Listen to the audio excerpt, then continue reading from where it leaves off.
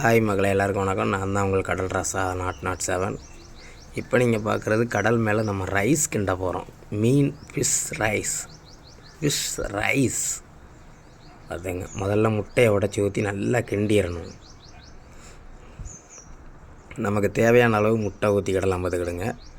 அப்புறம் இந்த beans, carrot, கோஸு இந்த மூணையும் போட்டு நல்லா வதக்கிடணும். இது கோஸ் எல்லாமே போட்டுட்டேன், இருந்தாலும் உங்களுக்காண்டி இது கொஞ்சம் பீன்ஸு, கேரட்டு, கோஸ். அப்புறம் இந்த ஹாப்பிமா ரைஸ் பொடி ஒரு 2-3 பாக்கெட்டு நமக்கு தேவையான அளவு. இது நாங்கள் 13 பேர் இருப்போம், அதனால் நிறையா போடுவோம்.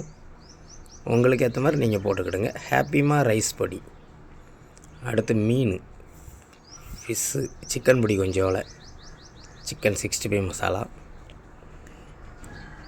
அடுத்து நம்ம மீனை நல்லா மேலே உதுத்தி போட்டுறணும்.